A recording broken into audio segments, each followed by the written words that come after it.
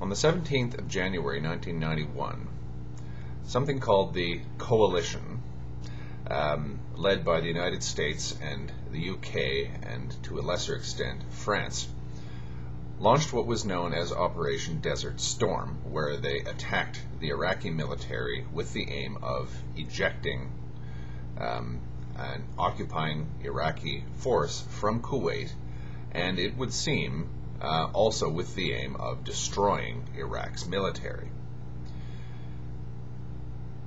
The shock that caused throughout the Islamic world is probably still with us to this day, and probably in some way informed the September 11th attacks.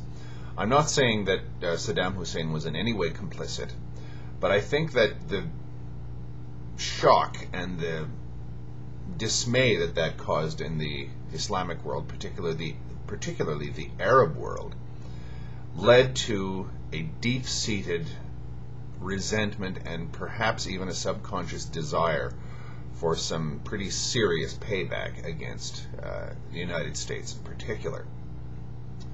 I'll leave that discussion to other people because it's been thoroughly dealt with. But what I will say is, part of that shock that the Arabs, or Muslims in general, received was they had believed up until Desert Storm that of all the countries in the Arab world, Iraq had the potential to at least stand up to the Americans.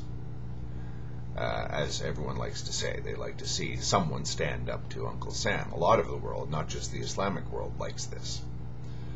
And whatever stand up to Uncle Sam might actually mean. Well, the ease with which the Iraqi military was pretty much erased hammered home this sense of Arab and Islamic impotence. And interestingly and tellingly, the military machine that was unleashed against Iraq had actually been designed and perfected over decades in order to fight the Soviet Union, the former Soviet Union. It hadn't been built up to fight Iraq. The United States, Great Britain, France, Italy, Canada, various other countries were involved. Almost all of them, I would say, Indo-European peoples, except for certain Arab Gulf states that were angry at Iraq for actually drawing the United States into the region. But by and large, it was an Indo-European coalition. But they had used weapons that they had designed to fight other Indo-Europeans, the Eastern Europeans, and the former Soviet Union, Russians. This goes a long way, in my opinion, towards explaining, or at least illustrating, Western military dominance. I originally spoke in my first video about what I believed had taken place, and in the second one I touched on the very earliest of histories. And in this one, I suppose, I'd just like to flesh out a little bit further why I believe Europe, of the two branches of Indo-Europeans, became the militarily dominant one and still retained that Aryan warrior urge. Well, there's two reasons, and both of them have to do with geography and geographical distribution of peoples. If you look at the map of Europe, the map of Europe when compared with the map of the entire world, you will see that geographically there's almost no other place quite like it. It's a crazy kind of geography, convoluted. The only place that I can see comes even close to it, but not at the end of the day bearing much comparison, is Southeast Asia and perhaps Central America in terms of the complexity of the geography.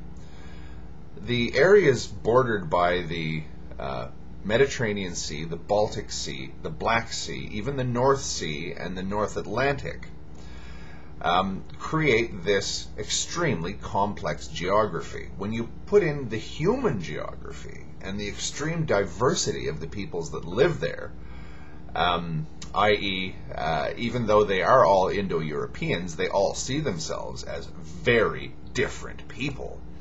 The Hungarians and the Austrians, for example, have shared a state in the past. They generally get along quite well, but they speak totally incompatible languages, and they are two very distinct peoples. That's Europe writ large. Enormous geographical and human variety.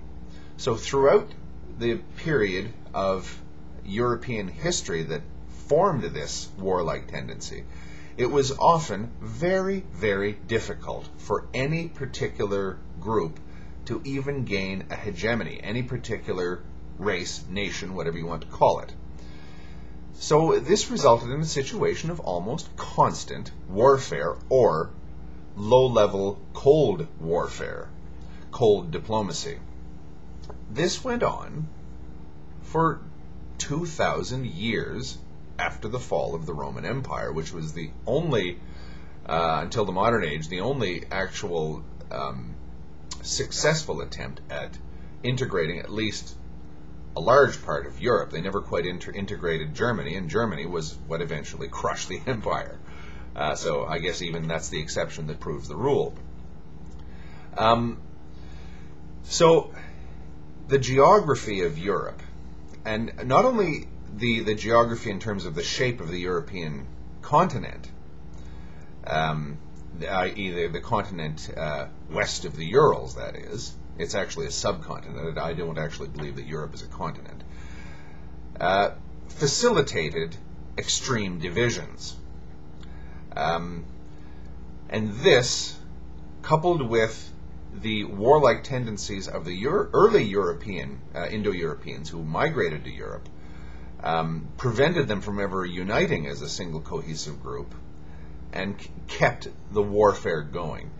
This, to me, explains why Western history is so incredibly bloody. European history. It really is bloodier than almost any other people's history. Now, we can either conclude from that white people are evil, which I'm not going to do, because I think that that's irrational and just naturally vicious, which I don't believe at all.